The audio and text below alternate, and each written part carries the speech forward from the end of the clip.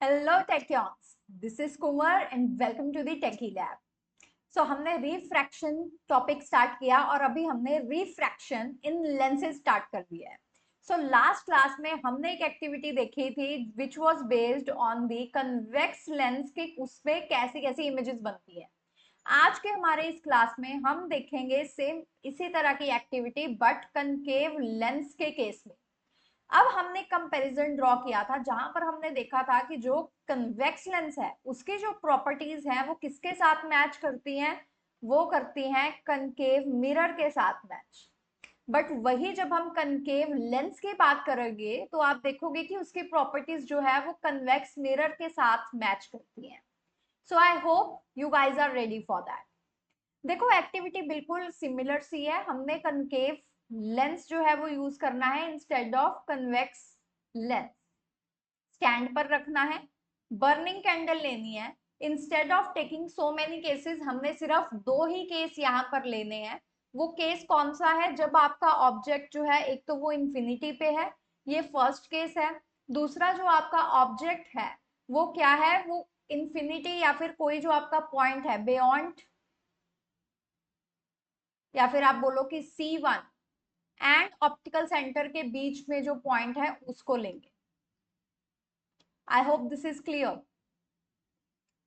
तो हमारे पास यहाँ पे दो ही पॉइंट है एंड देन हमने क्या करना है, वही हमारी कुछ चीजें जो हमें नोट डाउन करनी है। Image, nature, size and position, ये तीन चीजें हमें नोट करनी है कि हमारी इमेज रियल एंड इन्वर्टेड है, वर्चुअल एंड डायरेक्ट है, छोटी है, बड़ी है, कहाँ पर बनी है, लेंस के राइट साइड है, लेफ्ट साइड है, क्या डिस्टेंस है लेंस से, ये सब कुछ हमें नोट करना। ठीक है। Move the candle away from the lens, note the change in size. तो यही दो केस है। ठीक है, आप इसको रीड करोगे आपको वो पता लग जाएगा। अब देखिए, एक तो हमारा ये केस हो गया फर्स्ट केस एंड ये हमारा हो गया सेकंड केस। ठीक है, फर्स्ट में आपका जो ऑब्जेक्ट है वो इन्फिनिटी पे है, दूसरा वो आपका कोई भी इस डिस्टेंस पर पड़ा है, कहीं पर भी हो सकता है। ठीक है, हमने क्या देखा कि अगर हमारा ऑब्जेक्ट जो है वो इन्फिनिटी पर है तो हमारी जो इमेज है वो कहाँ बन रही है? वो फोकस F1 पर बन रही है। अब देखो यहाँ पर ये F1 है, F2 नहीं है। हमारे पास जब हमने कन्वेक्स लेंस का केस किया था सारी इमेजेस हमारी लेंस की इस साइड बनी थी, तो वो F2 या फिर C2 वो इसी साइड आ रहा था सब कुछ। अभी F1 है उस लेंस का लेफ्ट साइड, मतलब जो अभी आपकी इमेज बन रही है वो लेंस के लेफ्ट साइड बन रही है। ठीक है, वो यहां पर बन रही है। तो ये क्या है? डाइवर्जेंस का केस है कि they appear to meet at F1। ठीक है, इमेज कैसी बनेगी? Highly diminished point size image बनेगी। क्या उसकी नेचर रहेगी? Virtual and direct. तो देखो मैंने जैसा बोला था सेम वही प्रॉपर्टीज है। ठीक है, सेम देखो हमने अभी पीछे लिखा था, हमारा जो कंसेप्ट है वो बिल्कुल सेम रहेगा। यहाँ पे कनकेव लेंस है बट कन्वेक्स मिरर वाली जो प्रॉपर्टीज है हमारी वो रहेंगी।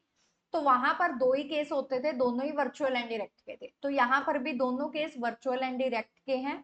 ठीक है, साइज हमारा हमेशा छोटा ही है, डिमिनिश्ड ही है। यहाँ पर इनलार्ज साइज बन ही नहीं रहा, इनलार्ज बनेगा सिर्फ और सिर्फ कन्वेक्स लेंस में। ठीक है, और यहाँ पर जो आपका ऑब्जेक्ट है देखो वो कहाँ पर पड़ा है? इन्फिनिटी एंड ऑप्टिकल सेंटर में। कहीं पर भी डिस्टेंस हो सकता है, जैसे मैंने बताया था कहीं पर भी प्लेस्ड है, बस इन्फिनिटी पर नहीं है। एंड इसका जो पोजीशन है इमेज का वो कहाँ पर है?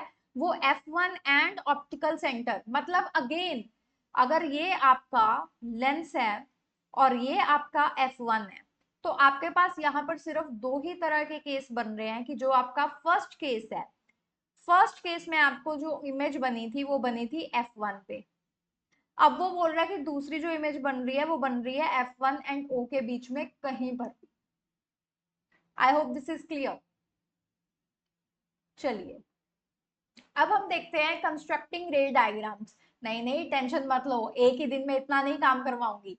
Convex lens and concave lens दोनों की जो इमेज फॉर्मेशन है इन डिफरेंट केसेस वो हम करेंगे नेक्स्ट क्लास में।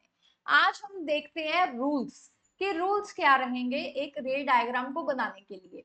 रूल्स हमारे बिल्कुल सेम है, बस ये याद रखना कि मिरर के केस में हमारे पास टोटल चार रूल्स थे। लेंस के केस में हमारे पास 3 रूल्स हैं, ठीक है, ऑब्वियसली, क्योंकि यहाँ पर ऑब्लिक वाला केस जो है वो हम लेते नहीं है यूजुअली, ठीक है। हम इसमें पहली 3 जो रूल्स है वही ज्यादातर यूज करते हैं।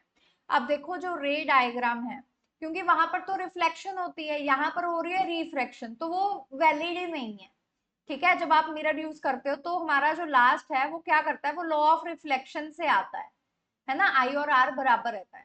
यहाँ पर क्या है, हमारा लेंस है, यहाँ पर रिफ्लेक्शन है ही नहीं।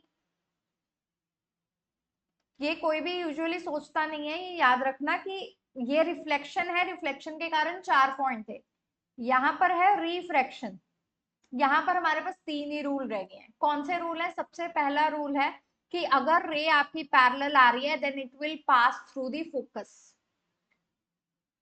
ठीक है। ये है कन्वेक्स के केस में। कनकेव के केस में क्या है, अगर रे पैरेलल आ रही है then it will diverge but appear to converge और appear to pass from focus F1, ठीक है। ये है आपका फर्स्ट रूल।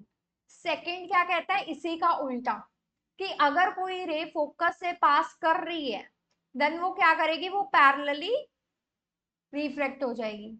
अब यहाँ पर देखो कि हमारी जो रे है that appear to pass from F2, appear हो रही थी, ठीक है, पास नहीं की एक्चुअल में, लेकिन वो पैरेलली जो है वो मूव करेगी। This is our second rule. ये रूल्स आपको याद होने चाहिए, they are very important students, ठीक है।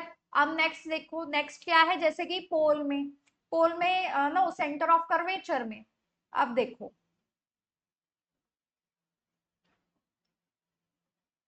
यहाँ पर हमारा सेंटर ऑफ कर्वेचर था, है ना। हम क्या कहते थे कि सेंटर ऑफ कर्वेचर से जो भी रे पास करेगी वो जैसे जाएगी वो वापस आ जाएगी। यहाँ पर हम सेंटर ऑफ कर्वेचर ना लेके हम क्या ले रहे हैं, हम ऑप्टिकल सेंटर ले रहे हैं। क्या ले रहे हैं हम, ऑप्टिकल सेंटर। तो कोई भी रे जो ऑप्टिकल सेंटर से पास होएगी वो कोई भी डेविएशन जो है सफर नहीं करेगी।